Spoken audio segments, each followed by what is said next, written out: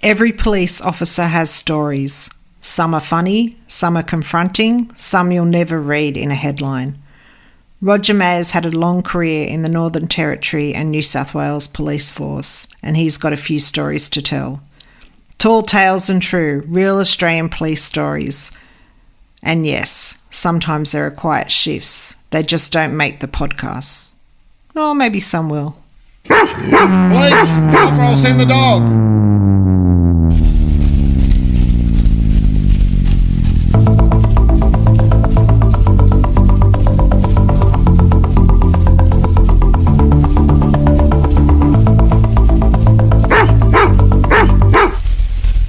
BKG, any dog on channel? Dog 11 on channel, go. Dog 11, a 10:15 Bear Street, Smithville, re-break and enter in progress. Dog 11, copy, 5 minutes. Dog 11, off at the scene now. Persons decamping, releasing the dog.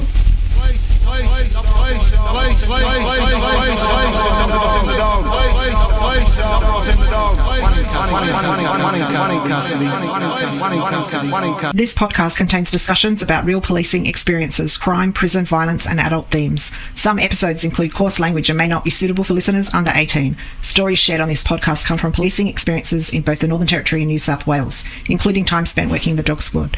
Some stories involve Indigenous Australians due to the nature of policing work in the Northern Territory. These stories are shared from personal experience and are not intended to stereotype or disrespect any individual or community. Some names and identifying details have been changed to protect privacy. Listener discretion is advised. Welcome back to episode 3 of Tall Tales and True podcast. I'm here again with Roger Mayer. How are you going, Roger? I'm very well, I thank you, Deb. That's good. This week we're going to talk about you joining the Northern Territory Police. Yes. And how you got into that, where it all began. Very good. Well, as you heard last time, I missed out on the ACT police because of my poor eyesight. I had 5/6 instead of 6/6 vision, and I was a bit disappointed. But at the same time, I had made that application. I'd sent a letter to the Northern Territory Police, Commissioner of Police, seeking to join the Northern Territory Police. And the reason I did that, if you remember, there was a show that used to be called Boney, and it was based in Queensland, Northern Territory sort of border, and this Boney was Detective Inspector Bonaparte, and he was part Aboriginal, but back in that early days it was played by a fella who was an English Australian fellow, and I think they just sort of darkened him up, the old bit of colour on him. And then later on it was played, when it was remade, by one of the there was a group of brothers that were always on TV, and I can't think who they were. Cameron Daddo. So it was it was Cameron Daddo, I think, playing the part. So I was fascinated with the bush settings up there and tracking and being out in the wild. So I sent an application. I didn't know at the time that they'd had a national recruitment drive in all the newspapers. Probably because I wasn't reading the newspapers, I didn't see. And I got a response back saying that to fill out an application, which I did, go to the police station, get your fingerprints taken, and they were sending a fella named Jack Eilert, was a chief inspector, lovely fellow, little nuggety little fellow, around Australia, and he was doing all the interviews. They had about 1,000 applicants, I think, and from that they were going to select 52 people. Wow, 52. 52 for a class. So you were also applying for ACT police at the same time, Same right? time. I don't know why I did that. I think I just, because I saw that, and it was the last frontier, the Northern Territory. I'd never been there. I'd never been outside. I'd been to Queensland once or twice, but I'd never been outside of ACT or New South Wales, really. So it was like the last frontier. I thought, this will be good fun. And I was fortunate enough that I got an interview, and I went along to this interview, and Jack Eilert, who was a chief inspector, as I said, lovely fellow, from the Northern Territory was going around, and they had a fella from the ACT police there, a sergeant, and they'd rented this office in Northbourne Avenue, and I sat there, and I remember the standard questions that used to ask you, and I got asked years later when I was joining the New South Wales Police. I gave them a smart-ass answer for that one, because the thing was, what do you think about homosexuals? And just general generic questions like that. And then this Chief Inspector Jack Eilert, and I was 21, going to be turning 22 when I joined there, but I was 21, been working for an insurance company as an inspector. I had a fairly responsible job. And he said to me, so an Aboriginal fellow comes into town from out bush and he steals an apple. What are you going to do? And I said to him, oh, well, he mightn't think it's the wrong thing to do. And I'd probably warn him, and then next time I'd arrest him. And I said, I know in some Aboriginal communities that what belongs to one person belongs to everybody, and they don't have a word for no, which is true. And the sergeant from the ACT police said, what gives you, thinks you've got the right to do that? And Jack Eilert just looked at him and said, well, in fact, he has got the right, and that's a good answer. So shut this fellow right down. And after that, they sent me to go to see the police medical officer. I had to go for a medical again. And I knew what was coming this time. Yeah, because let's just take a step back there. So you actually got through the recruiting process for ACT up to the medical. Up to the medical, and I failed on the eyesight test. I'd passed everything else, took 2 goes at the exam because they had a lot of maths in it, which didn't help me. But yes, the eye test, I failed the eye test, and there was no way they were moving. They were going to allow me to get in with 1 point below the 6/6 vision in the left eye. So when I went for the exam, I was aware of that, and I had a letter. I'd had a putty plaque. I trained in Japan in judo in 1976 and got seriously injured with my shoulder, and in 1977 had a putty plaque operation, which restricted the shoulder movement a fair bit. But I did a lot of work to try and improve that. And I got a letter from the specialist saying that there'd never be an issue with it, which is true to this day. I'm 70 this year. I have got another anchor in my left shoulder, but that putty plaque's held me good stead for the last... So you were probably more worried about that being an issue, right, than anything else? Yeah, I was a little bit because, they never let you in with a putty plaque because it's a fairly serious thing. That was nearly going to keep me out of New South Wales, which we'll get into later. Mm-hmm. Once you're in, doesn't matter what sort of injuries, but it was a fairly common injury with footballers back in those days, where you tore the bicep tendon and they would plait it through the muscle and through the bone, and it was fairly extensive.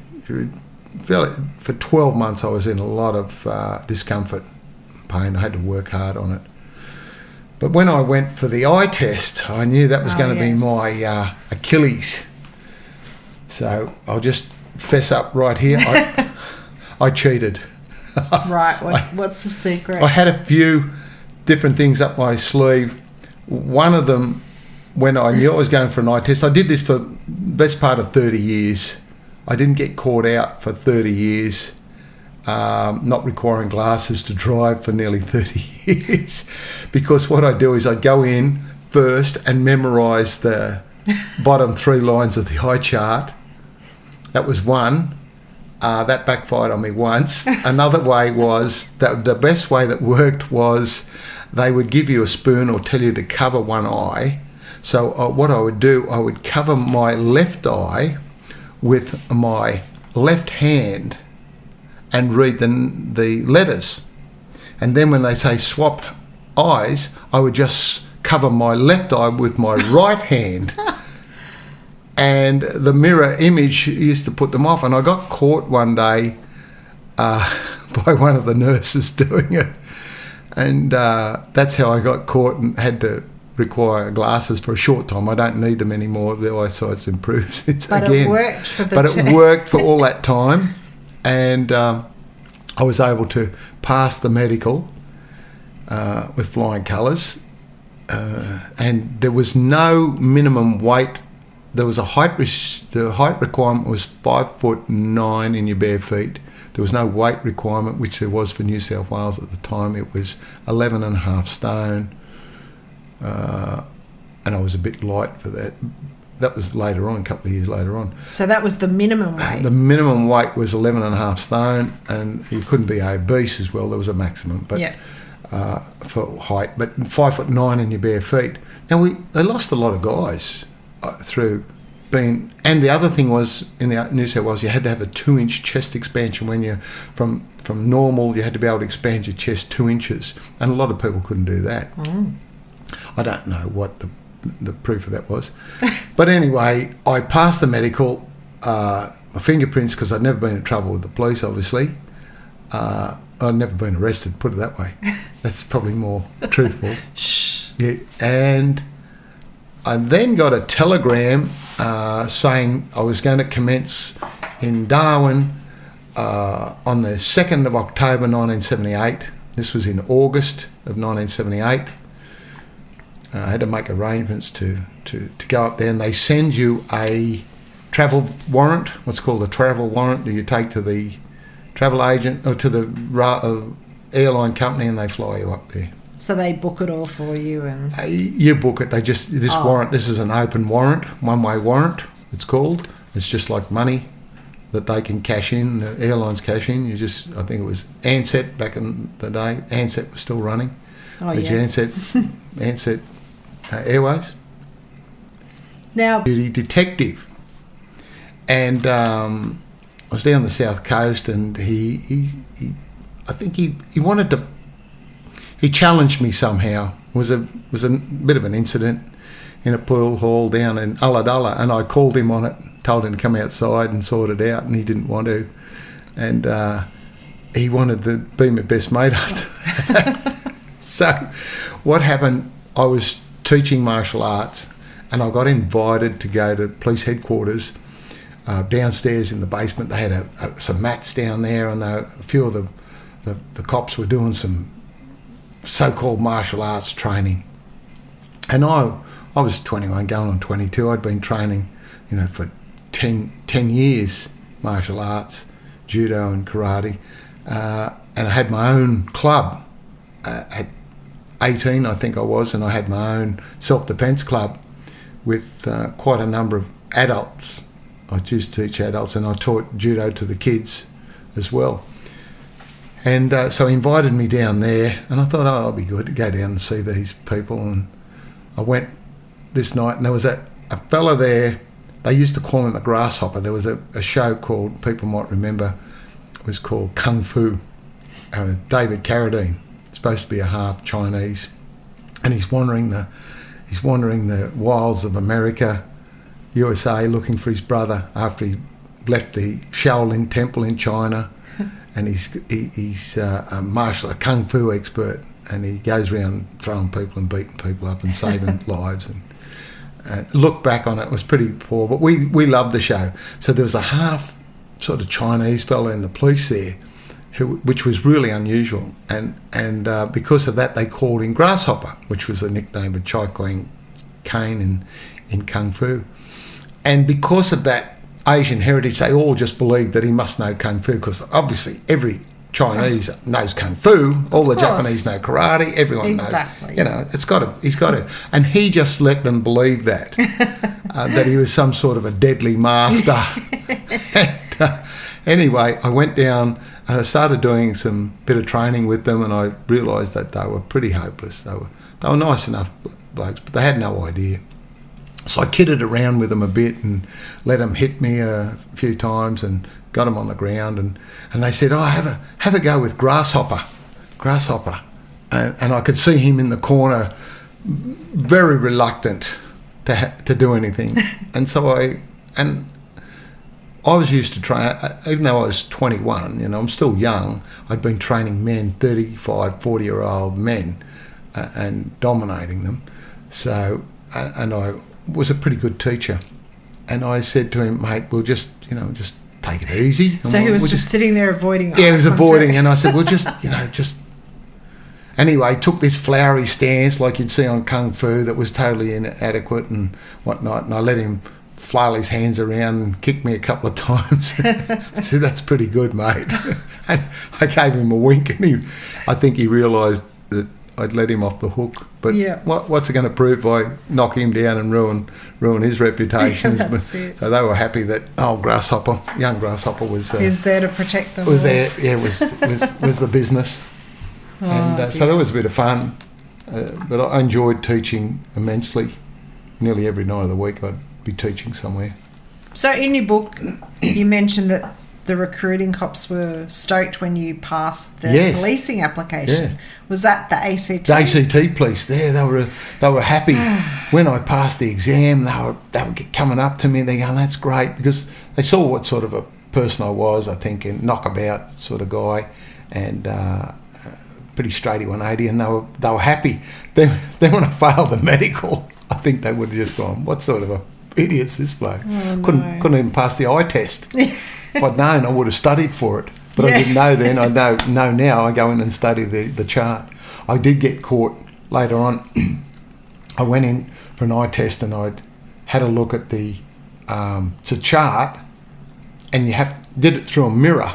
So it was behind you. You looked at the mirror, and I was going all right. And then she goes, "Hang on," and it was one that electronic. They could spin it, and it had about 4 sides. And she just spun it round to another side, and I couldn't read it. Couldn't even see it. She was on to you. She was on to me, and she goes, you need glasses." "Yeah, I do." But only one eye. Was one, and I got a letter, funnily enough, when I got knocked back from the ACT police. I actually went to an optometrist, and he gave me a letter saying that when I was growing, that everything grew, and then I stopped growing, and my pupil grew a fraction, which put it out of focus. Yeah. And he said, "It will stay like that forever. It will be 6'5" forever, and it will never deteriorate."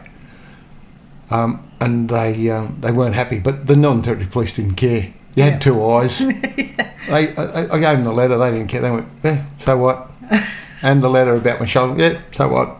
Even if you hadn't passed the eye test, you don't think they would have? No, they weren't worried about it too much. They just wanted people. They wanted good bodies, and as I said, the recruiting, because you get 1,000 applicants, and then back then, if they knocked you back, you weren't allowed to apply again. They didn't revisit the application. You were gone. You were cut. So, and I didn't realise that at the time.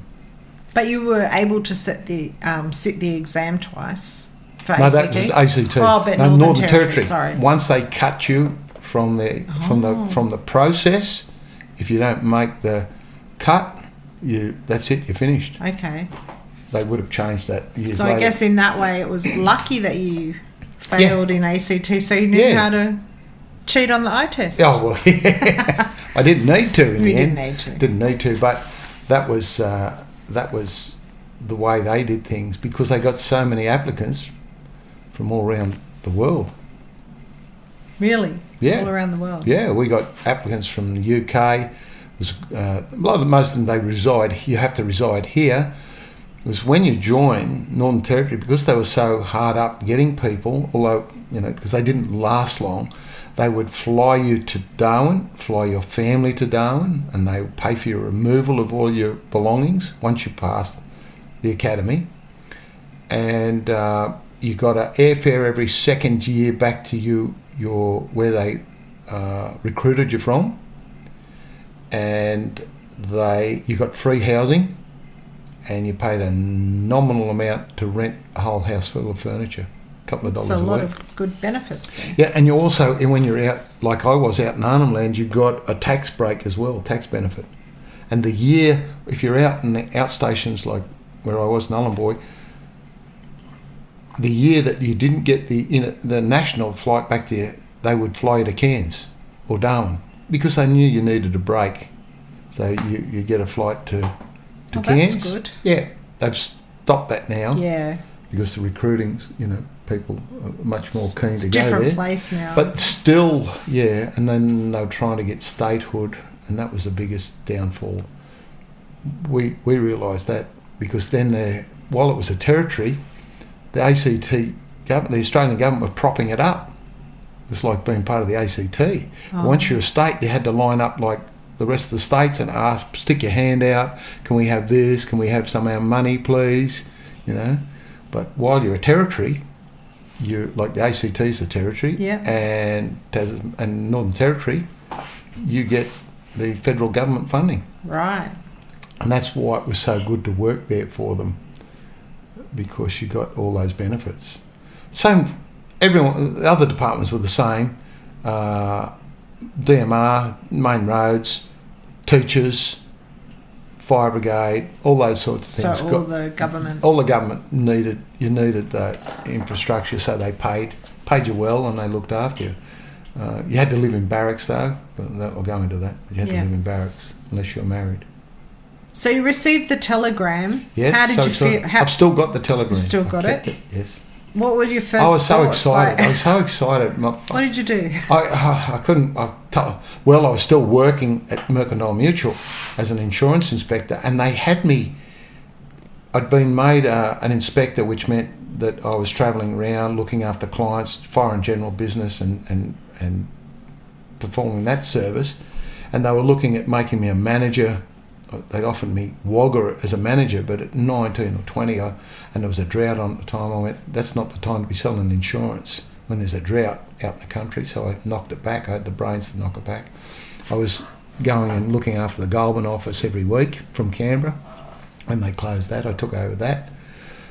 And it just came out of the blue. I hadn't told anyone, and I just put my resignation in. So they didn't 2 weeks know. They didn't know, didn't see it coming. And the manager at the time, Alf, he was shocked. He lost for words, because going back to me, when you're an inspector, what they call inspector, you got a company car, you got some expenses, you got a wage. You weren't on commission unless you sold life insurance. You got the commission for that, and you're your own boss. You come and went as you want. You worked your own hours.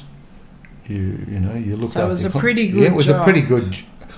Didn't pay a lot of money. Yeah. No, I didn't do anything for money. I never did anything for money anyway. It wasn't a lot of money, and I thought it was a big deal. Every month we got a $30 expenses, and you had to get a receipt to say you'd spent $30. And I had a fellow owned it where I used to get my fuel and car, my company car. He would give me a receipt for oil, extra oil for $30 and repairs every month, and I'd hand that to and they'd give you $30. Because just as long as you had a receipt for it. And so that was good, and they were a bit gobsmacked that I was leaving. They couldn't understand. He says, we've got you earmarked for managers, but I didn't want to be doing that. Yeah. From whenever I could, walk really and talk, I wanted to be in the cops. Mm-hmm. But I didn't have the education, as I told, because I left school at year 10. I went back to night school, so I was working towards that, but that was what my passion was going to be, being in the cops. But you don't know until you get in, right? No, so you're not that's right. And I got this job working as a clerk in the insurance company, and it suited me right down to the ground. I enjoyed it. 6 years I did there. Wow, 6 years. From when I was 16 till I was 21. So, and I left there just before I was 22. So the telegram was sent to your house? Telegram comes to your house. So you came home from work, or? Came home from work, telegram's waiting, get excited. Your mum's like, there's a telegram. I'll never get it, unless somebody died. As these young people listening, a telegram. There was, I know. Do we need to explain what a telegram is? And you used to pay by the word. And so you would send as short a telegram as you could. And if, say... if you wanted to send a telegram overseas or to interstate, because not everyone had a telephone, and there was a telegram delivery boy, and they would ride their push bike and had a little leather bag, and they would have the telegram, and then they deliver it to your house. Did it come through the post office, or did they have their own? You went through the post office. Yeah. And through the telegraph station, because it was done by Morse code in the old days, and it typed up, and then it was like a teletype, and so you had it. It would be, say, for instance, baby boy, born, 9 pounds, mum, bub, doing well. Stop, because you paid for the stops as well. Full stop. And that's the sort of thing they do. So it came... Or it'd be, Mum, send money. Yeah, send money. Stop. And so the Commissioner, telegram from the Commissioner of Police, Northern Territory, Roger Headley-Mayer, you've been accepted to be in Darwin by the 30th of September, I think it was, the latest. A warrant, travel warrant will be sent to you. And then it came in a letter, and then it's confirmed by a letter. But they want you get the telegram first. Oh, so you got a letter, an official in the mail, afterwards. and then with the travel warrant. Okay. And some joining instructions. And I just took a suitcase. I was living with my parents still in Narrabundah, still living at home, 21, unheard of, but that was the way it was. And at the time, I was engaged. Yes. So, yeah. The fiancée at the time, and I ended up marrying Louise, she was excited about it too. She was working for the Department of Defence at the time. So at least she knew about She knew your about application. it. I didn't just do it. She actually typed the letter, the application for me, and sent it to the Northern Territory, because she was a touch typist and a clerk, So I sent the application through. She typed it up, and I just signed it and sent it off. They probably thought I could type it, but they couldn't, because I had girls doing the typing. We're at the office. If I wanted a letter written, dictate. Can you send a letter? Type this up for me, and they'd bring it back to me. It's all typed up, and I'd just sign it. Yeah, like some big shot, which I wasn't. Oh, too funny. So, what about your dad's reaction? Oh, my dad. He was a little bit put out. He wasn't excited, because at the time, see, I suffered a lot in Canberra. It's a terrible season. I had hay fever, allergies all the time, and it was a bane of my existence. And he used to always call me weak and, you're weakling and all this. And he goes, the Northern Territory is full of dust. You're going to have, hay fever all the time. And I said, I don't care. And I didn't get it so bad up there, because it's dry. Not like Canberra's the worst climate for anyone with allergies, because there's all blossoms and tree and the weather there. And I've never, I was always in the summer and springtime cooked. And I didn't know about medication. There was no such thing. I got onto Polaramine when I was about 20, I think 21. Yeah. But apart from that, my father's cure for me was every morning get a bowl full of salt water and snort the salt water. And it's like he likes snorting drugs or something. My nose passage was all raw. Get that into you. You weakling. So he was a bit sceptical that you were going to... Yeah, and then he was quite proud when I came back after 12 months or something, came back for a holiday, and he was very proud of my service up there. But took him a while. Yeah, but he I don't know what the misgivings were that he had, but he'd been running around the world till he was 40 as well. He was in the book I was telling you, he was in the British Army for 14 years, 3 years secondment to the Palestine Police as a mounted constable, foot constable, then a mounted constable. So it's not like he was, sitting around either. He was out having adventures. Yeah. And fighting terrorists, and he shot a terrorist once in the leg and blew up the police station in Haifa. I've got stories, the stories about him. So maybe he was just going to miss you. Maybe, because we used to run together every day and train, maybe. But you might have felt a bit abandoned. Oh, I don't know. He had no other friends. I didn't either. So, but yeah, I don't know what it was. He just wasn't too keen on it. So I told work, and they had a bit of a send-off party for me. I finished. I think I finished like on the Friday and left on the Saturday or Sunday to go to Darwin. Really, I didn't have no time. There was no time off or anything. Yeah. And I flew, and I remember I packed a suitcase, stuff I thought I'd need. No winter clothes, obviously. And I flew into Darwin, and you land on the tarmac there. I think it's still land and walk across. And I got off, and the heat and the humidity hit me, and it hit me and I thought to myself, oh, this is great. I loved it.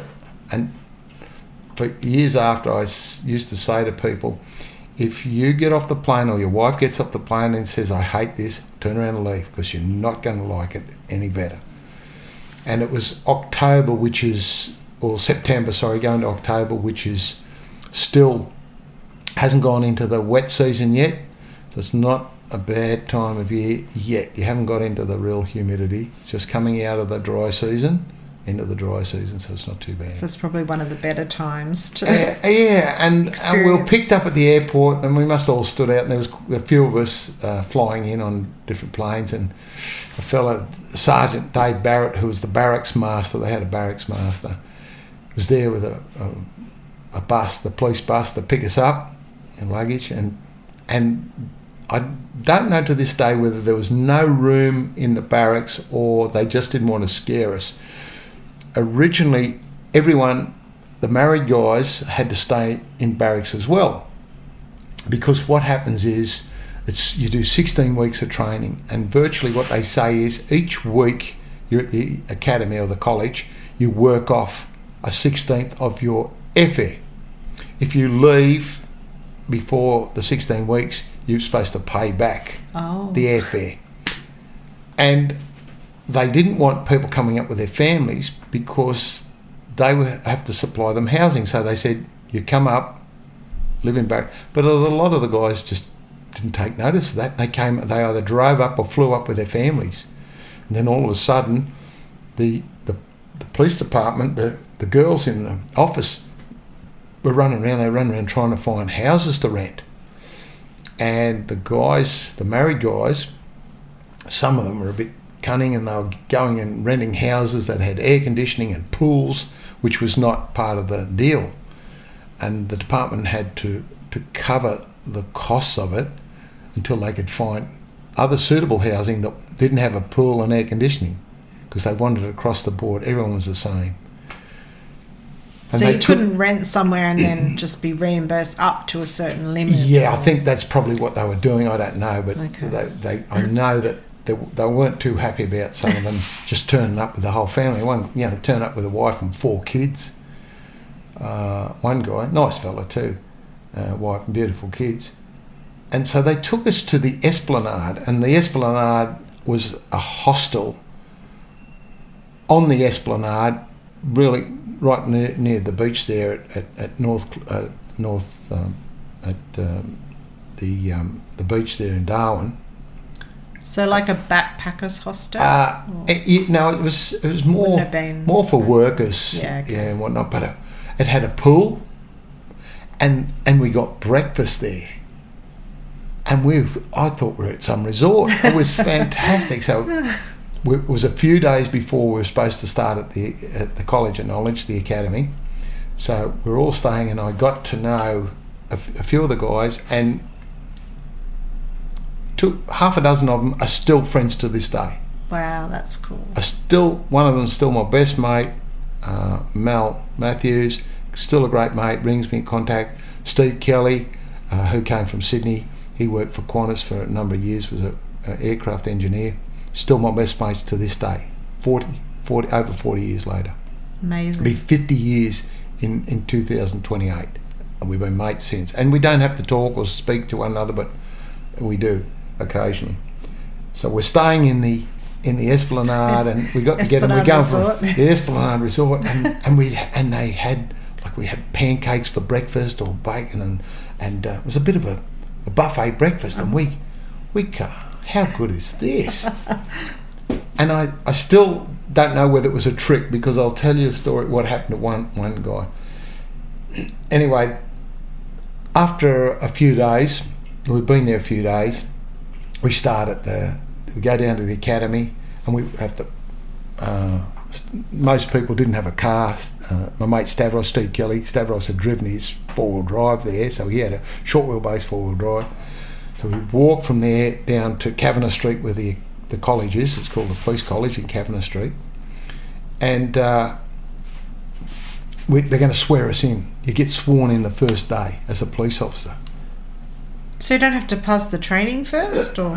No, this is the anomaly. And the reason there's a couple of reasons they do that.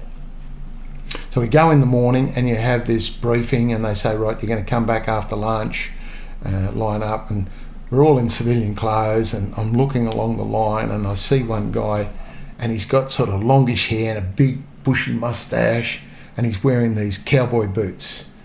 And I started looking, and I look at the other end, and there's another guy. I'm sussing everyone out. There's 50, I think there was 54 of us, 54, 55 people started in the class.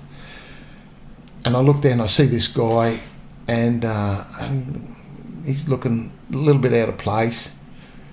And I still remember his name, and he was there in the morning, and he never came back after lunch to get sworn. He just disappeared. Oh. He just didn't come back.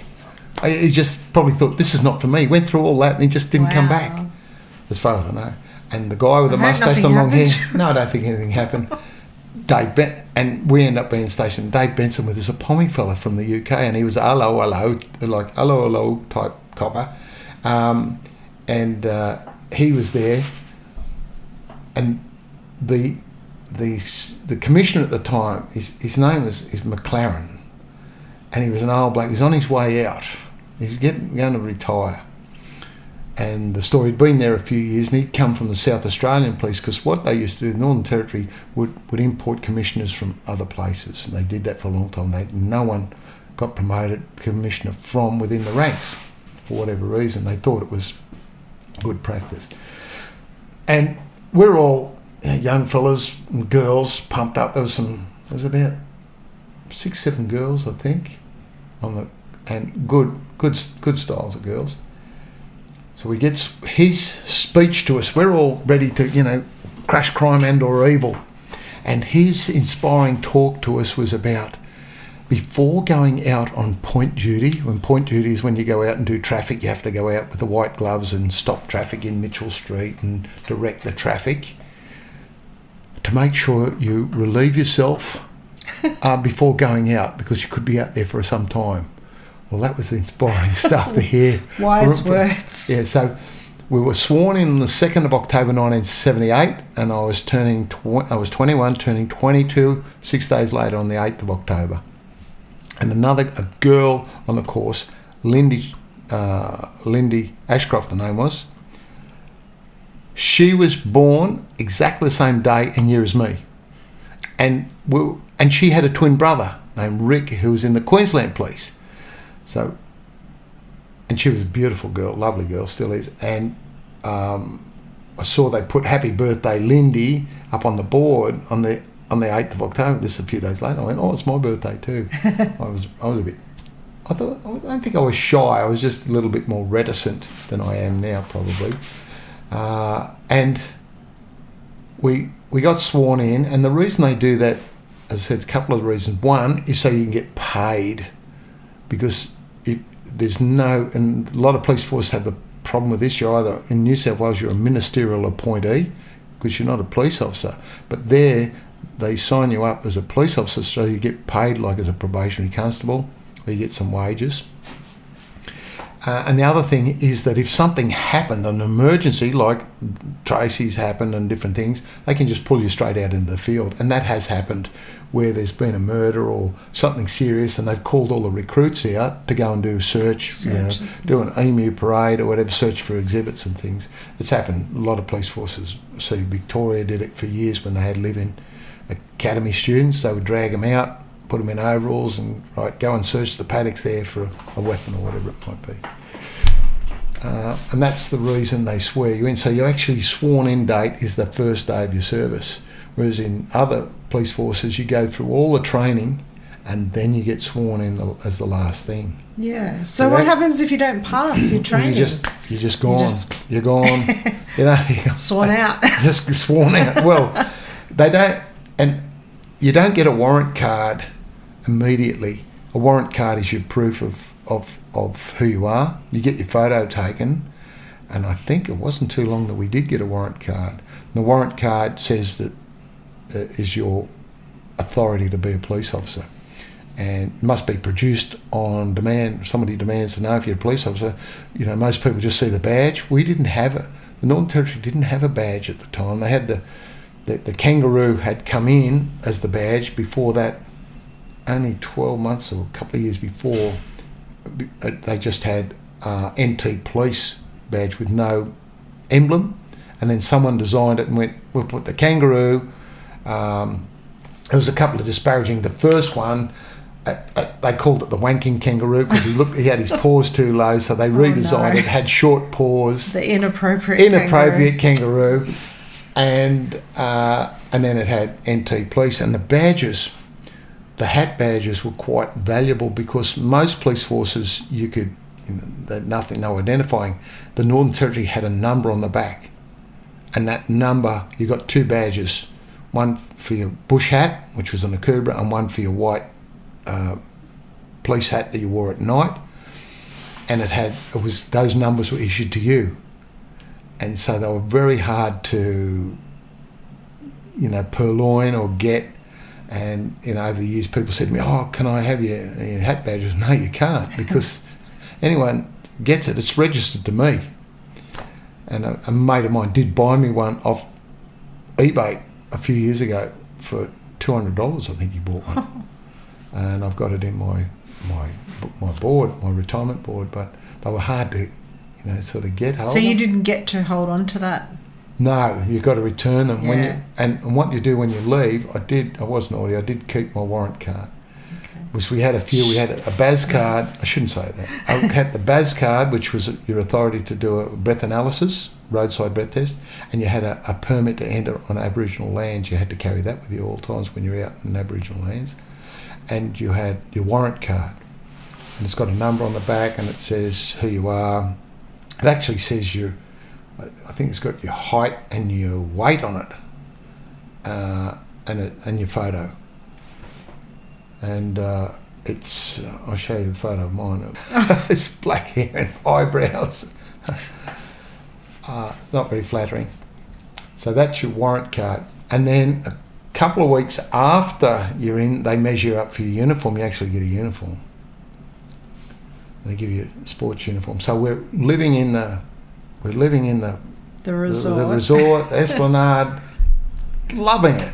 And then a couple of weeks later, they go, right, everybody, single, moving down to the barracks. I loaded up my suitcase. Party's over. And then how long was that? I think it was only about 2 or 3 weeks. Okay. 2 weeks. And that was just. I carried my suitcase down. It's only a couple of k's. And they assign a room to you, and the room is 2 floors, and every single guy in Darwin lives there, right? All the single cops live there. Now, the girls had these beautiful units. They shot 2 to a unit. We didn't know where they were. They were in these secret units somewhere because they didn't want us knowing, but I found out. And they had these beautiful, a flat unit in a block of flats, 2 to a flat, with hot and cold water, kitchen, all the mod cons. We were living in a room, and it's 10 by 10 with a cot bed, with an overhead fan. You had a desk and a corkboard and a chair to sit on at the desk, and a wooden wardrobe attached to the wall. That's it. And it had some drawers in it.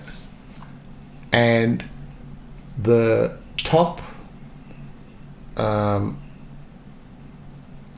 2 feet of where the corridor is glass, with that louver glass. And they were high, and it was just a lino, and you walked, there was a communal toilet and showers down the end. So everybody from, and there was like 20 or 30 each side, whatever they were, on each floor. Everyone goes down, you go for the showers and toilets. There was no cooking facilities.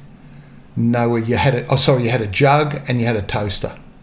So you could have and there was a little bar fridge, one of those little tiny fridges. You could put some milk in, keep your bread in, but you weren't allowed to cook in there, except for the toast. What were you supposed to do for food? Well, yeah, that was the problem. So okay. You'd have a bit of toast. Guys had cereal, so you had a bowl, and you could have some cornflakes, or you could have a piece of toast and some jam or something, and you have a cup of tea.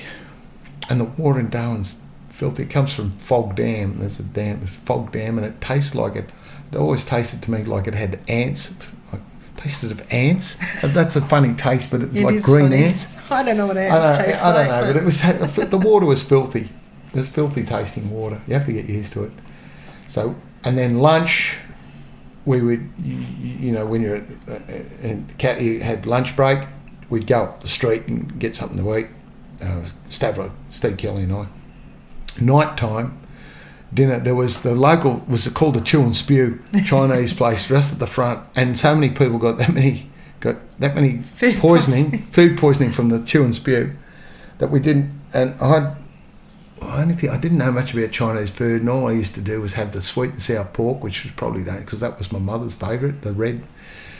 But I would go to the Koala Inn every night and get a buffalo steak with chips and salad for about $5. And I didn't drink, so I'd have a lemonade with a dash of NT draft in it. But the downside of that was they had a disco there nearly every night. I'm there. Wasn't getting much study done. I'd go, what I'd do, we'd have...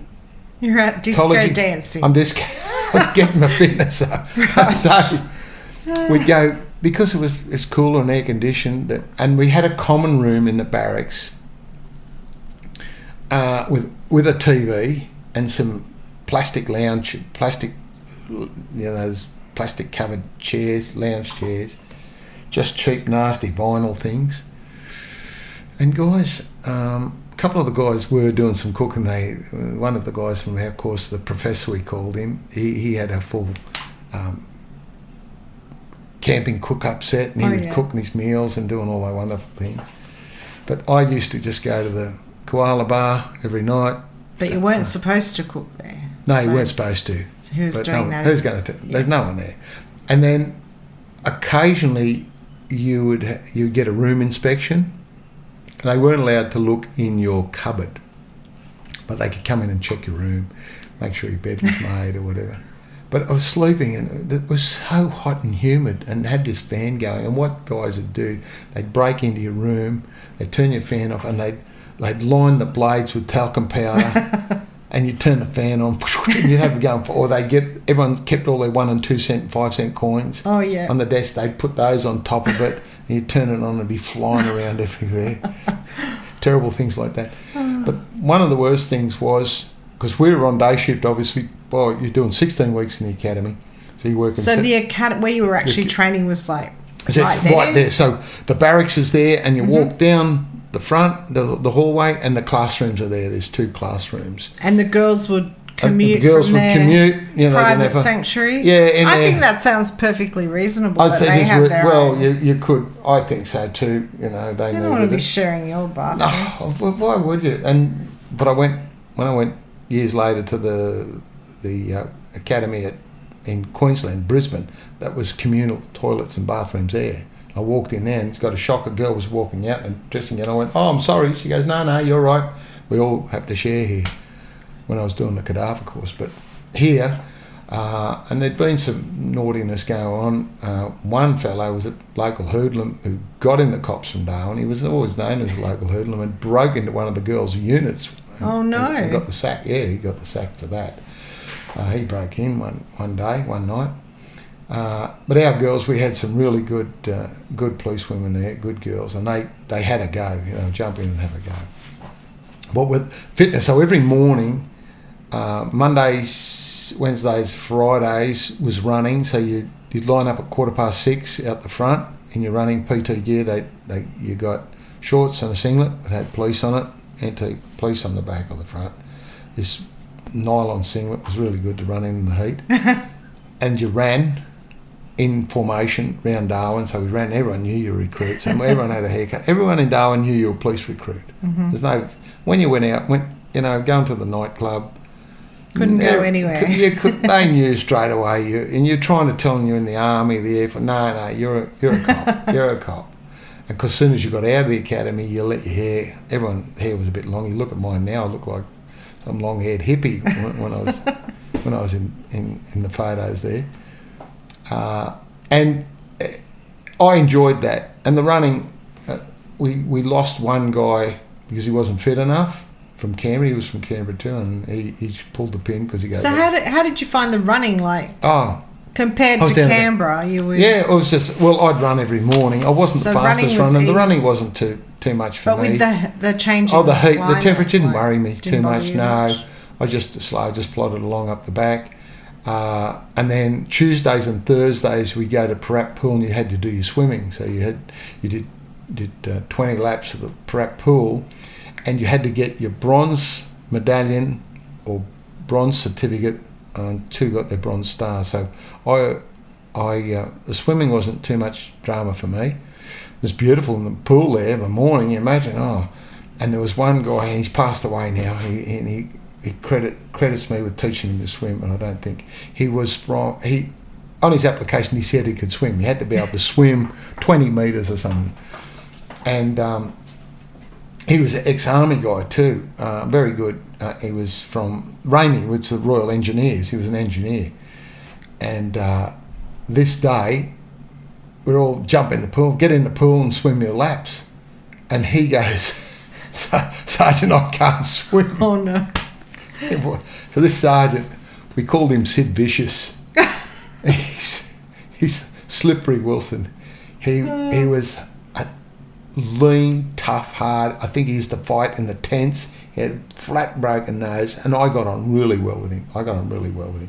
He was a hard, run like a gazelle, fight, lean as a whippet. He'd do anything. And anyway, he throws him in the deep end. Throws Pete in the deep end. He sinks down at the bottom. He's sitting on the bottom. I'm looking. I said to Sarge, he's not coming up. No. So he dives in, pulls him up by the hair. And I said, I just took him aside. I just taught him basic breaststroke. Here we go. This is all you got to do, Pete. Right? And he's got Sid Vicious behind him, berating him the whole way up and down the pool. Swim faster. Oh, no. So no pressure. No pressure. And I got my bronze medallion, your freshwater bronze. That some just got a bronze certificate. You just got your certificate. It was the minimum you could get. And then Lindy and a bloke named Joe Smith, who was from the ACT police. He did 7 years. He was a police diver in the ACT. He got his bronze star. They got their bronze star, which you had to do more. You did, for your test, they put you in overalls and chuck someone in, and you got to save them and bring them back. And you're underwater trying to, help your mate, because you both got clothes on, nearly drowning. It's fresh water. And but I enjoyed that. That was a bit of relief. But you'd swim and then you'd come back, race, get in the shower, get changed, and be down like at 8 o'clock to start the hard part of the day, which was for me, which was learning law. And there's so many acts of parliament and have to learn, and you have to learn things verbatim. I struggled. I was in the middle of the class, I suppose, and you had a exam every Friday. On the Monday. You had an exam on the Monday morning of what you'd learnt the previous, and if you failed that, they gave you a post-exam a couple of days later, and if you failed that, you're gone. Oh. Right, on the Friday. So we had a couple, and then we lost 2 really good people. So you lost everyone. One guy, he quit, failed the running, the physical, and there was another guy there. Yeah, the running. He was a smoker, and he just wasn't. He turned up and he fit. He wasn't suited to be in the cops. I don't know how he got through. He's a nice enough guy, but he was just hopeless. And everyone got through the swimming. Yeah, everyone got through the swimming. Everyone got through and then we had a guy, Paul, who was an ex-army, and he was quite overweight, but he had all the heart he would never stop. He just ran and just kept going, and he ended up, I think, got the trainee award for the course because of his effort and everything he did. He was one of those guys, you just liked him, and he struggled a little bit because he was overweight, and he was probably, looking back, you think that's old. He was probably 30, yeah, and I was 22, and Joe Smith, who was the other guy, he was the other end of the spectrum. He was 32, was 10 years, and he was really fit and strong, swimmer's shoulders, very strong. Him and I tied for the sports award. It was 10 years between us. But that at the end, that's the only award I've ever won in my life, I think. And then you played a lot of sport as well. You did your drill. You had to do your marching and whatnot. I remember lined up on the parade ground, and I'm first time at home. I used to have to do my own washing and ironing at home, but I wasn't brilliant at it. And you had to iron your uniform, and it had to be ironed a certain way, the creases. And there was only so many irons in the ironing boards. You imagine everyone's using them. They're not in the best state. Yeah. And my mate Stavros, his was perfect. You could cut yourself on his creases. He was real pedantic. I'm just running it over with a half-warm iron. I'm standing on the parade ground one day, and the sergeant's standing behind me, and he said, "Do you iron your shirt?" I said, "Yes, Sergeant." He said, "What did you use, a waffle iron?" Oh, no. And then other time, he said to me, he's standing behind me and goes, "Am I hurting you?" I said, "No, Sergeant." He said, "I should be. I'm standing on your hair." So I went straight that afternoon and went to this barber with Stavros. And I had unbelievable now I haven't, but I had really thick hair. It was unmanageably thick. It just grew out every which way. And I said to the guy, "I want a haircut." He said, "How short?" I said, "How short can you do it?" And he's run the buzz, and it's see my scalp, which was a big deal back in those days. Everyone had sort of stylish hair. This is 1978. And Stavros is with me, and he's thinning, and I hadn't seen my hair. He's got me turned around, and I turned around, and it took my breath away when I first saw it. This bald head. And Stavros said, I don't want mine to look like him. And that was actually, could be construed as dumb insolence, like you're doing it on purpose to make trouble, to offend. I've got my hat on, and he said, "Take your hat off," and there's just this scalp. And he just looked at me and went, "Oh." And I didn't need a haircut for the next 16 weeks. Took that long for it to grow out. Yeah, it was terrible. So and then of an afternoon, 2 or 3 times a week, we would go up to the police boys club, and they'd introduced Aikido as the self-defense, which is the worst thing in the world. But the guys from the barracks, the sergeant there, and a couple of others had been training Aikido with this guy, Richard Barnes, his name was. And they're going, "Oh, this is the bee's knees." And anyone knows anything about Aikido, you've got to do it for about 20 years before you're reasonably good at it, because it's all flow and soft, touchy, feel good. But I had done some Aikido, but with Sagichi Sagano, who was the last Uchidesu of Mori O-sensei, who founded it.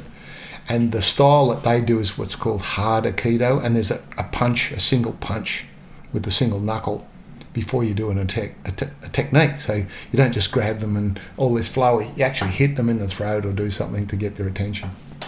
I love that. So we go up there of an afternoon, and Richard Barnes was going to demonstrate on me how to effectively break someone's grip if they're holding on.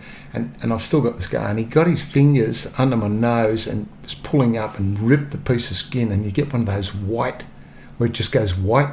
It doesn't bleed, just, the white stuff comes out, not blood. And everyone's looking at it going, "Oh, just that's oozing." It's oozing out. Now I'm going, "Really? This is..." So, but I was able to, because there's only one instructor, and there's 30 of us or something, they split the group in 2, and they're all struggling with it. There's some good wrist locks, so I'm going around demonstrating, and then I'm showing them my stuff as well, and they're going, "Oh, that's really good." And there was a guy there, Clive, we called him No Drive Clive, one of the blokes nicknamed him. He was a nice guy, he came from the army. He was one of these guys that he'd been in the army, and you think, "Oh yeah," and he said, "Oh yeah, I've done judo," and I'd been to the year before, 2 years before, I trained in Japan in judo. I was the Australian, the ACT champion for 7 years. I was the under 21 champion, New South Wales champion. And I went, oh yeah, rightio. So I said, oh, we want to go at judo. I smashed the poor bloke. He was a yellow belt in judo or something. Turns out he'd done a bit of judo. I was a brown belt, and I smashed the poor Clive. And he goes, oh, I'm really better at karate. I went, oh, well, let's do some karate. I know that too. And then I think he tapped out on the karate, and I got the nickname of Rocky. That's where it came from. My mate Stavros goes, oh, the Rocky, because I was always fighting. I'd fight. It was always just fun. It was fun to me. I didn't do it for aggression or anything. It was just, I enjoyed it. So, yeah, you want to fight, we'll fight, We want to put the gloves on, we'll put the gloves. You want to box, we'll box. You want to do karate, You loved it. I just loved it. And the grappling, anything at all. So that's where I got that name that stuck to this day. In fact, some people in the Northern Territory didn't know my real name. They thought it was They thought Rocky was my real name. They go, Roger, who? Oh, you mean Rocky? Yeah. So that's where that came from. And it followed me down to New South Wales. Because somebody from Northern Territory rang up and said, want to speak to Rocky? And they go, who's Rocky? Yeah, so that's how that came about. So it followed you. It followed me all the way. And there's nothing wrong with that. It was quite funny. And the kids I used to get on really well with the kids that belonged to the other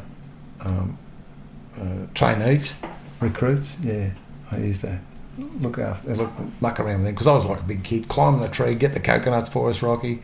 I'd be up the tree, get the coconuts. So the families that had moved up. The families, yeah. And when we'd have a function or something, I was always playing with them. That was more because I didn't drink. That was more fun to me, running around with the kids. Was funny. So living in the barracks there was hard. It was hard. And I was engaged. I'd left the fiancée and I was writing to her because you couldn't ring. You'd have to go up the phone box and take all the 20-cent coins and ring home, at the right time. We got issued with our uniforms after a couple of weeks, and we thought we were the bee's knees. We wandered around, and they gave you an Akubra hat, and it didn't have a bash in it. A bash is, it didn't have a crease in it, and there's a special way to put the crease in that they wanted. So what you do is you get the hat and you fill it full of water and you leave it soaking for a couple of days. It softens it up, and then you put the bash in and dry it, and it dries hard. I did a shocking, and of course Stavros, my mate, who's Mr. Pedantic, his uniform's perfect. He looked like it fitted him like a glove.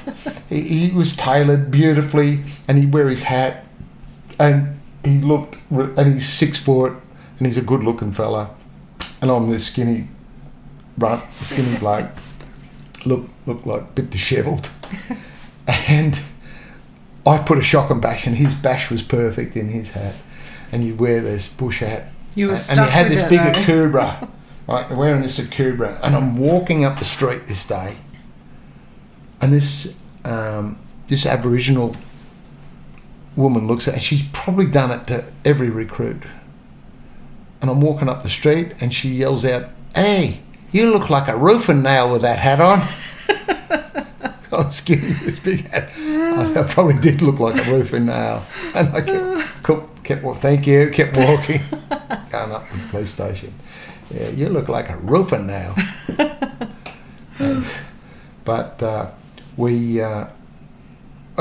Living in the barracks was great with guys because you got to know them. But the married guys all went to the houses, and they would just turn up, for the run in the morning, and then it'd be during the day, and then they'd be gone. But the weekends, you were at the barracks trying to find something to do. There was nothing to do there. You had no transport, didn't have a car or anything. Couldn't go anywhere. I used to run most places. Was it far? But it was close enough to... Yeah, you could walk up to Darwin, into Darwin, but there's nothing. There's no mall or anything. There's nothing there. There's a few shops. There's, Cavendish Street. There was a mall out at Nightcliff, I think, but you couldn't get there. So he's killed a lot of time on the weekends. But I did enjoy being in the academy, the college. We call it the college, the police college there. I did enjoy it, and I came about middle in the exams. So I wasn't too bad, and where I excelled was in the sports award. And then we'd finish the day, and we might be playing. You'd have sport as well of an afternoon. You'd have things to do, and then I'd finish, go and get changed, and I'd run to the gym. There was a gym about 2 or 3k away, or maybe more. I'd train there and then run back again, have a shower and go to the Koala bar. Have your buffalo steak. Buffalo steak and lemonade with a dash, and then come home. I wasn't doing much study. That was my downfall. I just couldn't, and I was the same when I was at school. Yeah. I said before, I was a struggle. That brain, while I was doing something physical, I was fine. But as soon as I had to sit there and look at a book and try and read and write it out, and then you get like Stavros writing it out in longhand and learning it, and I'd look, I'm going for a run, or I'm doing something, anything to not sit and study. Write Louise long letters, and she'd send me letters and photos up. So you got through the 16 weeks? Got through the 16 weeks. And it's quite exciting. And we were there because we started in October, November, and then Christmas. So you had there's a break of a week or 2 weeks in the middle where there was no college. So they put us to work at Darwin. We went and worked at Darwin, which was good. Some went to the traffic branch and some went... So get a bit of work experience. Yeah, a bit of work experience. But you're recruits, you're sworn in, you're a police officer, and they usually made you the third wheel in the car. My first shifts, and then walk up to the police station. And the hard thing to get used to is the shift times. And because there was the shifts were 8 a.m. till 4 p.m. or 4 p.m. till midnight, and midnight till 8 a.m. But when you started your midnight, the first midnight shift you started was on a Thursday, but it was actually Wednesday night. So you had to, but you see the roster, you're rostered on for Thursday, and you go, but you're already 24 hours late. You had to realise, no, I've got to be here like a minute. If it was 11 o'clock Wednesday, you understood that, but it wasn't. It was midnight on so Thursday. You go, so it's actually midnight Wednesday. Yeah. There's no such thing as midnight. It's either 11:59 or it's 12:01, but it was 12. And my first shifts while I was doing that was in the watch house at the cells in Darwin, in Mitchell Street. That's an eye opener for, and the cells in there, and there was some shocking things come in there, and all sorts of people in there. We had transients and people like that, junkies. And a lot of people getting locked up, and they've all got some disease of some sort. Most of them got a lot of got scabies, And we had a sink, one of the sinks just full of disinfectant, and because we didn't have gloves, there was no gloves, rubber gloves so you had to fingerprint everybody, you had to search them and whatnot, and then you washing your hands in this sink. And some bloke there's got a book of all these exotic diseases, and there's a lot of leprosy up there, and they've got lepers, and he's going, look at this, look, he's got this. I'm going, stop showing me that. I don't want to be looking at that stuff. And you'd be eating a sandwich after you've been fingerprinting these, and you'd bite down to your fingers and throw the rest away. Not hungry anymore. No, we didn't want to eat the last bit you've been holding on to. But it was a real eye opener. And down in the cells there, and the information I got, and this was from Sid Vicious, Slippery Wilson. He goes, big mobs of alligators down here. Big mobs of alligators. You know what that means? No. That there's a lot of allegations get made in there. Alligators are allegations. Think about there's not alligators in there. There's allegations, and because something goes down, someone says they got robbed or assaulted, or something happened to them in the cells. You had to be on watch all the time, that, you know, you try and do the right thing. And one of the scariest rooms, we had a lot of the police stations, we had a padded cell there. And just walking in, it was maybe 8 foot by 8 foot, and the walls, the ceiling, the floors, all just padded. In case you got what we call them MDs, mental defectives. We got a lot of people who had mental problems, usually because of the weather and the alcohol. And you had these muffs, and the guy nearly had to put them on himself. So these were like big padded cuff muffs, and you'd put their hands in them and tighten it around the back, like a straight jacket, but not a straight jacket, but they were called muffs, and so that they couldn't fight and hurt themselves and whatnot. And you'd wrap them up in that and put it, if they weren't crazy when they weren't in the padded cell, they were when they came out. Yeah. We never would, you very rarely, I can't even remember sort of putting anyone in there. We just left the door open the whole time. Because you walk in, it was very claustrophobic. And then one guy they did put in there, he stripped the walls, stripped everything. He was mad, and he took all the padding, stripped all the padding off just with his hand. We had a guy one day, this is a true story, we had a guy who was from Papua New Guinea, like a dwarf, very small, skinny. And he had unbelievable strength. He was like nearly bending the bars, and put him in this cell, and it had a sink and toilets, and he's undoing all the nuts with his hands. Like, you need a shifter. He's undoing and pulling everything apart. And we're going, and then he's pulling these bars, and we're going, he's actually going to bend these bars. You know, these are 2-inch bars. And I think somebody got a pistol or something, said, sit down, and pointed the pistol, and he sat down because we thought he was going to get out. He was that mad strong. It's crazy. Oh yeah, you get a lot of itinerants up there too, and you know, alcohol's a big problem. And you used to, because we'd arrest people for protective custody, and that just meant that they were intoxicated in a public place. They hadn't committed an offence, but they were likely to commit an offence, or they were likely to have an offence committed against them, you know, be assaulted or something, likely to be disorderly, so not offensive but disorderly, or they were being offensive and disorderly, and you'd arrest them for that, bring them in, and they get 8 hours in the cells, get a feed, and let them out again. And it was a rotating roster round, just coming in and going out. So you did your 2 weeks work experience? Yeah, did in between. In between, I thought it was great. Worked in the car a couple of times, different people, and just did different things. And I got days off I didn't want. Nothing to do. I was quite happy to go to work every day. And they gave roster me off. Oh, I want to work. You know, I'll let somebody else. They give me Christmas Day off, and I go, and it was Sid Vicious.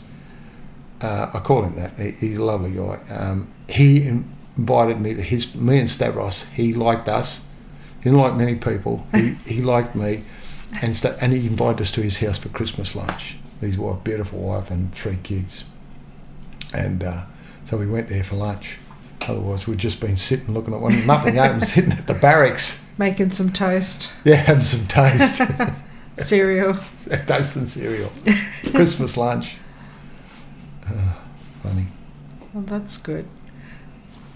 So, Roger, in your book, in the beginning of your book, there is a acknowledgement to Indigenous people. Yes. Do you want to talk us through that and what that means to you and why you put it there? Yeah, yes, I do, because it was an important part of my life, the 3 years that I was there, and I had a lot to do with the Aboriginal people.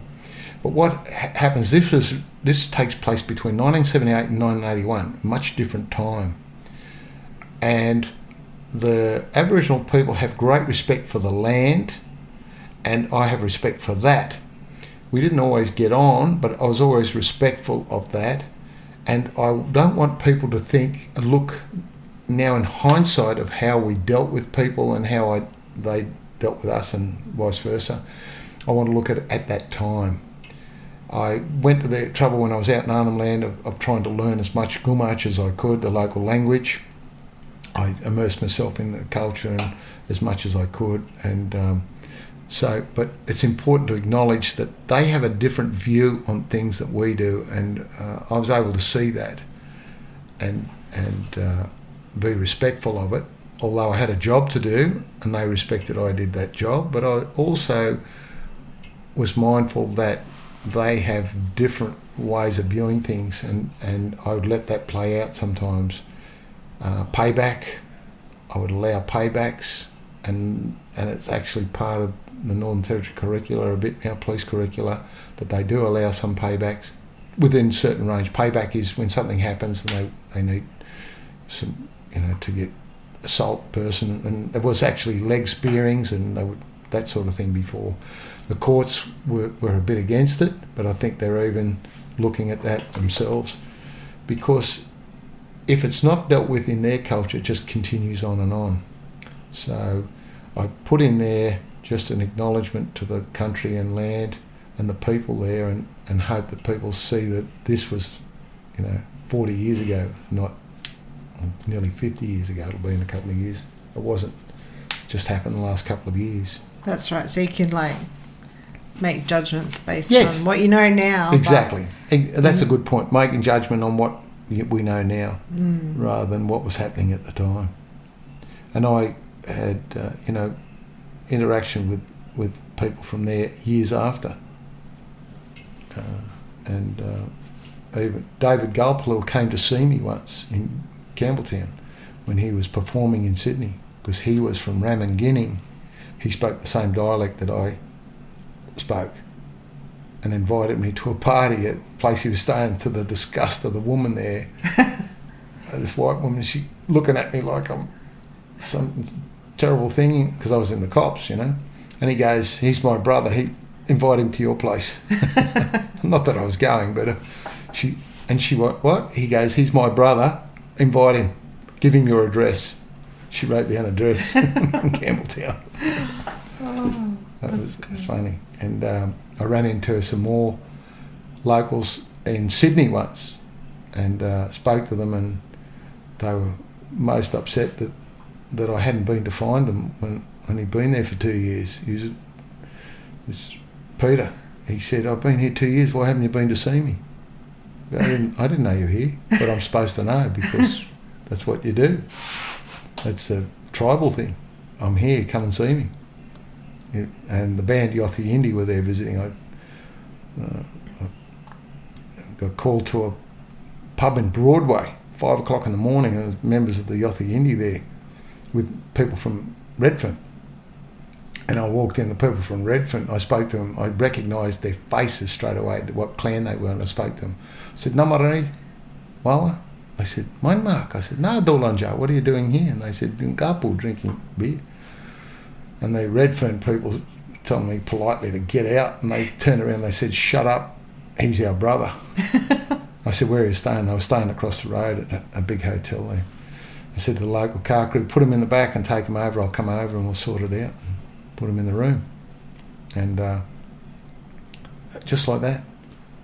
So you obviously gained a lot of respect from the locals. Yeah, I did. Yeah, from some. From some. There's from some you won't. There's some good, and the head, and I put in the book there that I have mentioned some names, but in Aboriginal culture, when someone passes away, you don't use that person's name, because it invokes a lot of bad spirits. So I may have changed the names or not, or only used the first name. In fact, if someone's important enough dies and they have a same name, they would change their name. Oh. And that happened with one of the members of Yothi Yindi. He was known by one name, he was number 2, and the fellow who was number 1 died and he changed his name. So we'd call him, say it was Fred number 1 and Fred number 2. It wasn't, but it was Bakamana number 1 and Bakamana number 2, and he changed his name after that. So out of respect. Yeah, well, just the culture is culture. Not, like if you went to a scene and something, you'd have to call them that dead person. You wouldn't say, "Can you tell me about Billy here?" They wouldn't talk to you. There's a big spiritual, cultural thing. So it's very important. It's very to important, and it's the same with every other religion. I think the Jews, Mm-hmm. Jewish people have got to get them in the ground within 24 hours. They want them buried within 24 hours. And so you try and respect all those sorts of things. Mm-hmm. It's just being polite. That's all it is. So how long after you finished training did your fiancée move up? Or was it was, so what had happened, I made arrangements for her to come up and because I was engaged, and you had to put in a report to get permission to get married. Mm-hmm. So I put in a report which was it could have been knocked back sometimes. They could say, no, you can't have permission to get married.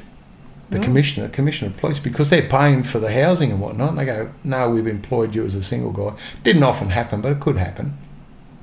So I had to put all the paperwork in. She put all the paperwork in for transporting. I'd left my car there. That I had a car in Canberra, as well as a company car. I had my own private car that I'd bought, and they sent that up by rail. She had a heap of stuff to move because she was a collector of things, books and things, furniture. I had nothing. I left it all. You already had all your stuff. I had a suitcase. And so I put in this request, and she got a travel warrant for her. They flew her up, and I had to go and look for a unit.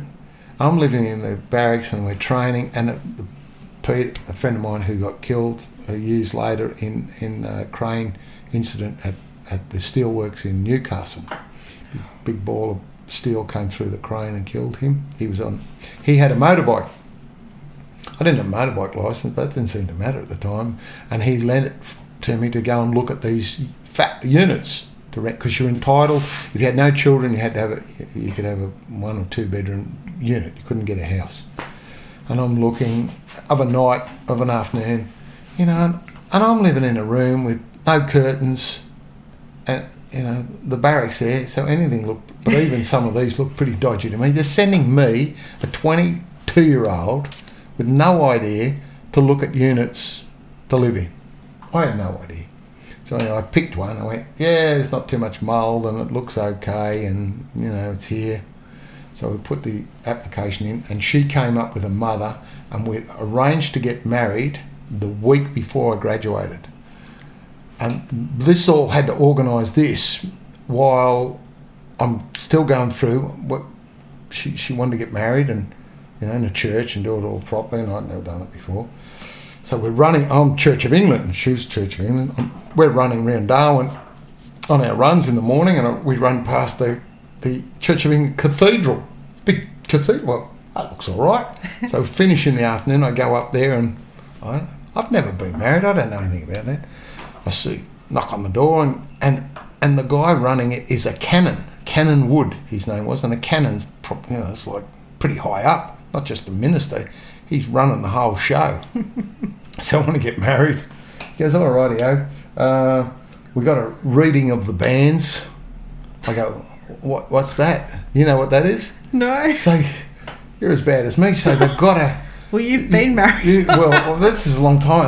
And I'm going, so what happens is for 2 or 3 weeks or something, they read it out to make sure there's no one objecting to it or something. It's called reading of the banns. I didn't fully understand. I said, whatever you got to do, mate. I want to get married on, and like now you'd have to wait 12 months, to get a church. I go, when have you got available? What about the 13th? He goes, yeah, that's the 13th, 2 o'clock on the 13th. Oh, no worries. So I ring Louise, and I said, I've got the church, Tick. got somewhere to live. She goes, what else? I said, what else do I need to do? She goes, what do you wear? I said, I'll wear my police uniform. So I put in a report to get married in my police uniform, and it was no one had been married in the new uniform, because I'd have to go and hire a suit or something, or it's the territory. And in 1978 or 79 it was going to be, everyone wore a safari suit or like shorts and long socks. Yeah. That's what you wore. So I went, I'm going to wear the uniform. So that was organised, and then the head instructor at the academy, at the college, lovely guy, still mates with him now, John Hancock, lovely fella. He said, I'll, because her father couldn't come up, I'll give the bride away. You can use my vehicle. I'll drive the bride in my Sigma or whatever he had. Perfect. I'm going, how good's this? It's easy. Anyone needs their wedding organised? Yeah, just call Roger. Just call me. He's and perfect. my mother and father were coming up for the wedding and my passing out parade. And my father had been there many years before as a bricklayer, and he built the nurses' quarters. He was very proud of. In the 50s, he built the nurses' quarters because it survived Tracy. The hospital got blown away, but the nurses' quarters didn't. He did the brickwork on that. He was proud of I that. bet he was proud. So we've got, and I'm going, her mother made a cake. They brought that with them and a dress. And I didn't do anything, really. I just turned up, and then they were going to have some food, and we're going to have the reception at the unit that I'd ordered. And I still had to live in barracks because we weren't married. So her and her mother, my parents were staying in a hotel, I think. Her and her mother were staying in the unit. I'm staying in the barracks. I'm riding Peter's motorbike around at night time if I need to. Was it a furnished unit? I think it probably had something in it. It had a bit in it. And then just before she came, there was a guy on the course before me, Mick, and he had a Honda 404, right, which was really remember the 350, and they put a 400 motor in it, and it was a little bit too big. I bought that from him for about $400. I know, you beauty. And my wife could ride a motor. She had a 750 before. She'd ride better than me. So I took her on the back of that, took her to the beach and got my legs burnt. Oh no! When the sand went and my legs on the exhaust. I took that bike to go with me. So I had this motorbike that I could run around on. I think I went and got a motorbike licence too. But while we're in the academy, the academy, you go for your driving test, and they take you out to the airfield. You do a lot of things. You do your weapons, which is not much. It's basic weapon stuff. They throw some tear gas on you. You get to shoot a shotgun, you shoot a rifle, you shoot a pistol, and they go, you're qualified on that. They take you to the old airstrip, and they get one of the highway cars, a V8, and they put two cones about 6 inches either side of the car, and you've got to do, say, 100 kilometres an hour through the cones without hitting them. Turn around and come back, and then that's your pass. And then they had a 10-ton truck. You jump in the truck, and it's got a crash gearbox. I mean, no synchro. And if you can drive that, they give you a truck licence as well. Because when you're out in the bush, you do all the vehicle testing, licences and inspections. So I got a C-class licence and a motorbike licence and a car licence in the Northern Territory. So then you could give other people their licence? Yeah, licence. So I could test them for it. Yeah. Right. You couldn't if you didn't have the C-class. You could do car licence and motorbike. So I had a C-class, which down here equated to a heavy vehicle combination, like semi-trailer, which I drove when I got here. A C-class licence. It gave you a paper licence. So I got the licence, motorbike. We got married on the 13th, the week before I graduated, which allowed me then to live with Louise. For the last week. I think, I can't remember, I think I did, and rode my motorbike in, but I just preferred to stay in the barracks. And then we had the wedding. Used to it by then, right? Yeah, we had the wedding and the reception, and anyone was invited to want to come, and there's a couple of guys from the drug squad turned up, who looked like they just escaped from somewhere, beards and long hair. They're really nice guys. And my mother, she thought they were great guys. One of them name was Graham Hyde, and my mother's going, all these, and then she thought they were great blokes, and feeding them and grog. And I'm still in police uniform, and I had booked a hotel for that night, the wedding night. I booked a hotel. I don't think it was very flash. It might have been at the Telford Hotel. And Louise said to me, where's your change of clothes? I go, what are you talking about?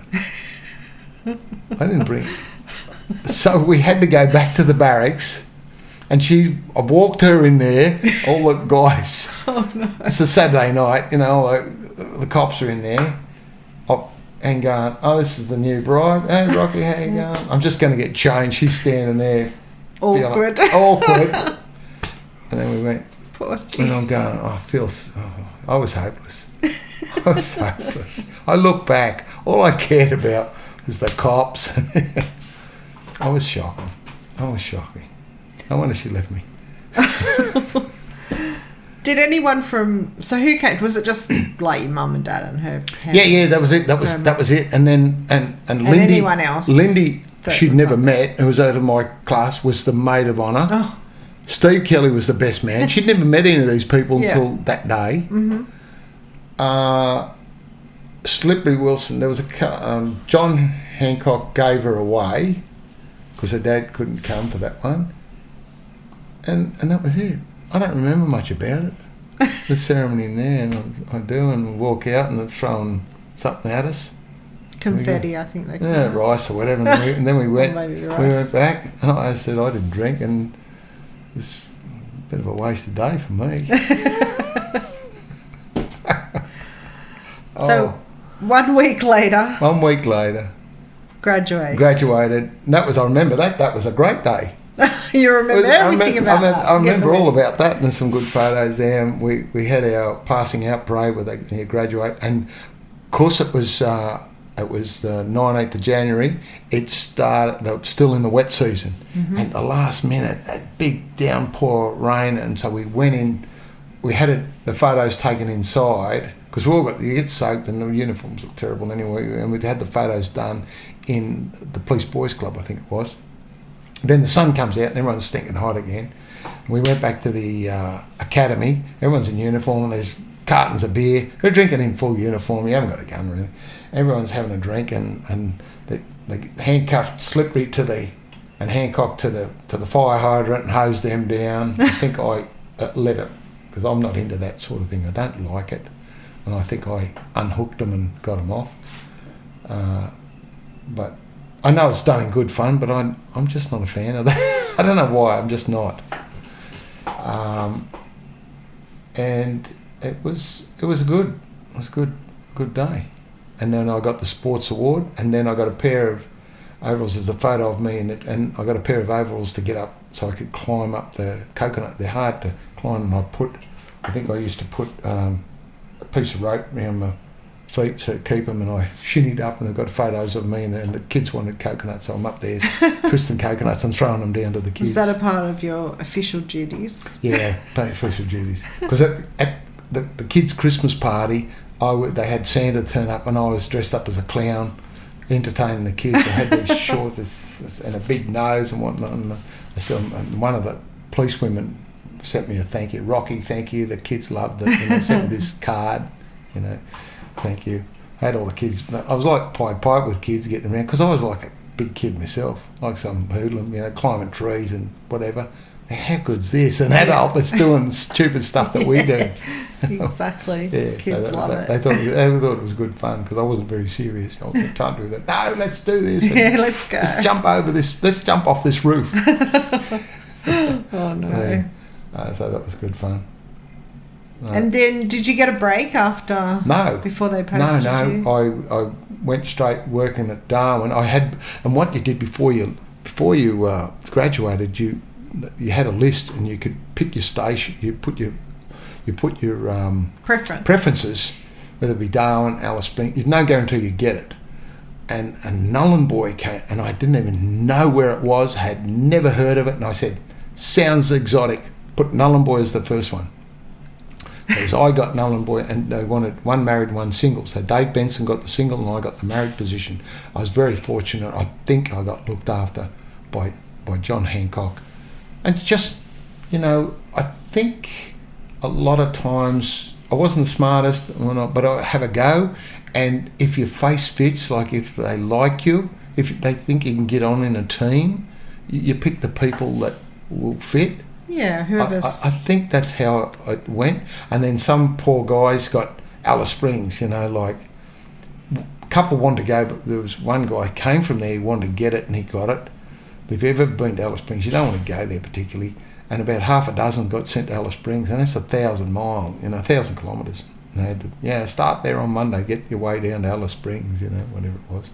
Because you if think had you're to move moving your family to and Darwin, but you could be anywhere in the northern it could be anywhere in the Territory. Northern Territory. But it was only the main stations. There was Darwin, Alice Springs, Tennant Creek, Katherine, or Nhulunbuy, because they had all had more than 2 police. The rest of them were 1 and 2 man stations, or small, so you couldn't go there. So Nhulunbuy had about 10. Katherine had sort of similar numbers. Alice Springs had about 50. And Darwin, a couple of hundred. So you had to go to a big station. And I worked a couple of weeks till I put the paperwork in, and I was getting transferred to Nhulunbuy. Flew me. And in the interim, there was a girl working at the office, a lovely girl, and she had 2 Doberman, bred these Doberman pups. I'd never had a Doberman, had anything to do with them. And she was living at this caravan park in a caravan, her and her husband. And she had these puppies that were about 6 or 8 weeks old. And I'll go out and have a look. Went there, the father was chained to the front of the caravan, and he nearly took the thing off its hinges. Oh. Bloxy came out, and I went, oh, he's a tough dog. Had nothing to do with Doberman. Went in, lovely little bitch with these puppies. She was very gentle. And I picked the puppy, and we took it with us. He was only 6 or 8 weeks old, if that. Named Kiai. And flew him over to Darwin with us. I called him Kiai. Best dog. Best, fantastic dog. I was too hard on that dog, but people still talk about that dog today. Who know me? Oh, remember Kiai? He was just a brilliant dog. He used to run next to the vehicle when I drove downtown. He just run along the side, on the footpath as I drove across the roads. So you got him before you went to Nhulunbuy? Yeah, had him for a few days. I picked him up just before I was going. To take him Take him with us. Yeah. I don't even, because I was a dog person. I like dogs. I'll get a dog. Yep. You know where you're going, you're settling in somewhere. I think we might have paid about $50. Cost you a couple of grand now. Yeah. And he had a really good temperament. Yeah, just a fluke. But there's some photos in Kiai. He was a lovely dog. Had his tail. Back then they docked the tails. Mm-hmm. And he's a beautiful little dog. And big dog in the end. So he stayed with you there? He stayed with me, and I came to New South Wales with me. Oh, really? He came. Yeah. He was there the whole time? He was there, yeah, till he was 9. Then Jane loved him. He got sick when I met Jane. But really, really great dog.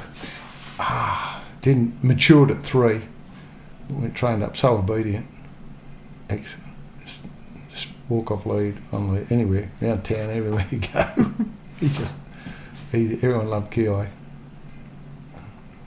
And the blackfellas used to call him Mukadumtum, big kangaroo. Because they used to say, Namani Mukadumtum, how's big kangaroo? I say, oh, mine not good. Never ask how my wife was, just how they go, hey, we're frightened for that one. Because he was a big dog. A bit scary. He was a bit scary. Yeah, he was a funny dog. I used to take him to work with me on night shift. He'd jump in the back of between the cage and the cabin. There was a gap there to put the extra fuel, and he'd jump in there. Keep him with me occasionally. And then when I worked out Santa Teresa out in the centre, he'd come out there too. I'd let him out one day, all the camp dogs all chasing him around the camp one day. He's running, these big long legs, and then he turned around, rah, and he growled at them, and they just left him alone. He could run around the mission ever after that. They never bothered him. Didn't have to fight anyone. Funny dog. Oh. And then I went to Nhulunbuy. Spent nearly 3 years there, and that's where... So maybe we'll end it there. Yes. And next week we can... talk about Nhulunbuy on the Go find Peninsula. out all about that. Yes, thank you. That sounds good. Now, I just wanted to say before we finish off that in our last episode, talking about pets, you may hear a cat meowing in the distance. In the distance? Oh, yeah. Well, yes. That was my cat trying to get in and be part of it. Yeah, she really wanted to be on the podcast. Well, maybe next time. So Yeah, we might have. You know I'm a dog person. I know. I said no. Roger's more of a dog person. So I'm a dog person. I like cats, but I can't eat a whole one. You know that. Roger hasn't been eating any cats. No. So no. Anyway, I think we'll leave it there. Thanks, Deb. And we'll come back next time. Thank you. Thanks, Roger. Thanks for listening to episode 3 of Tall Tales and True podcast. In this episode, we travelled with Roger from the capital Canberra in the ACT to Darwin in the remote Northern Territory. Having been finally accepted into the Northern Territory Police, Roger told us all about his 16-week training program up to his passing out parade and first posting to Nhulunbuy. We hope you'll join us for the next episode where we will hear more about his time spent in Nhulunbuy. If you enjoyed the episode, make sure you follow, like and subscribe to the show so you don't miss what's coming next. We'd love it if you could leave us a review. It really helps more than you think. Got a story, question or something you want us to unpack on the show? Send it through. We read them all. And come hang out with us on social media, Instagram and Facebook. Just search for us and say hi. If you like this episode, share it with your friends, your family, your colleagues and even your dog. Especially your dog. They've probably heard worse podcasts anyway. See you next time. This episode is proudly sponsored by Five Islands Pest Solutions, servicing the Illawarra and Shoalhaven. If you've got spiders, cockroaches, rodents, or any other unwanted guests, Five Islands Pest Solutions has you covered. You can find them on Facebook or Instagram, or just search Five Islands Pest Solutions online. Give them a call on 0424 158 828. Because Roger spent years dealing with pests on the streets, now our sponsors deal with the ones in your house.